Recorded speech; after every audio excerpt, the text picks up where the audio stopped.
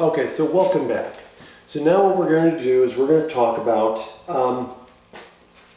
more about the inequalities, compound inequalities, and we're going to get into sets. Okay, now even though I'm not focusing too much on sets, and we're going to be focused on tolerance, I think it's also instructive to at least understand some of the ideas of sets and the relationships of sets and operations, set operations. Okay, so before we get into that, let's talk about conjunction. So when you're dealing with wording, the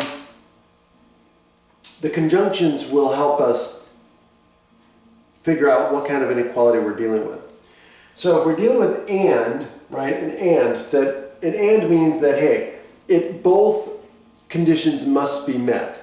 And so when we have an and, we're typically getting one compound inequality, one inequality, okay? So we have a compound inequality written like this, where x has to satisfy this condition and this condition. So when we're dealing with and, you're going to have one inequality, okay? If it's an or statement, if you have or, like you have two conditions that as long as at least one of the two, or it's an either or situation, then you're going to end up having to write two. In fact, you must write two different inequalities, because what you're saying is this condition is satisfied or this condition is satisfied, okay? But not necessarily both. Okay, so this is where we get the union, okay, the symbol for the union, which we'll talk about that a little later. So let's talk about sets. Okay, so what does it mean for a set? Well, let's just use an easy example. So let's say I'll have set A is equal to the set of what? Three numbers. 1, 2, 3. Okay? And then I'll just define set B as the set that just contains 2. Well, these are sets. You see the set notation, right? And I'm just listing out the elements in the set, or the members of the set. And so what we would say is B there is a subset of A. Why? Because all the elements in B is also an element of A. And so we would say that B is a subset of A by writing it symbolically as such.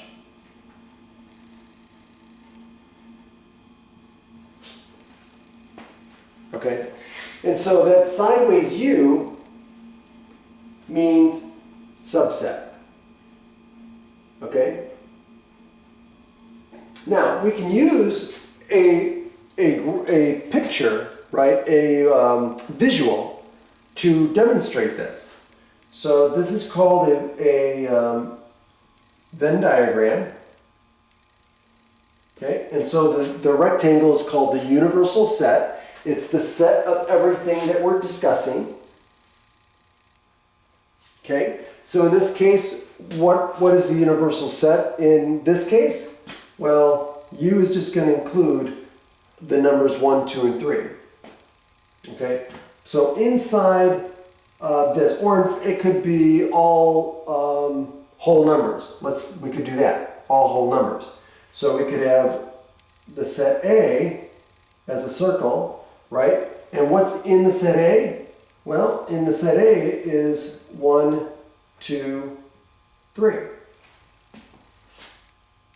Okay? And then of course, B is the set of 0, or excuse me, the set of 2, right? So that means B could be represented as a smaller circle that's inside A. So this would be a visual to show, hey, B is a subset of A because B is contained in A. So you could see that as like you could look at that as like a C. It's not really a C, but you could say B is contained in A. Okay? So again, it kind of goes along with the Venn diagram. Okay? So that's the way we would visually look at it. Okay? Now, a couple other things to realize is that there's another set, and that's the set that doesn't have any elements in it. Okay, so we have to define what do we mean by a set that has no elements. It's the empty set, or what we call the null set. Okay, so the null set, or what we also call the empty set, is just that. It's the set that has no elements. And so we can represent the null set by either using this symbol, okay, or using the set notation, set braces, and just putting nothing in between them. Okay? You could either use this symbol or that symbol, but don't use both together. So what we don't want to do is write something like that. Okay, that is incorrect. Okay, so this we don't want to do. Okay?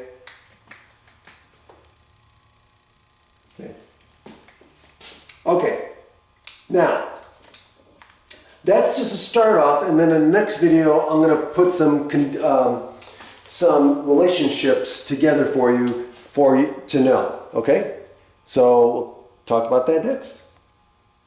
Take care.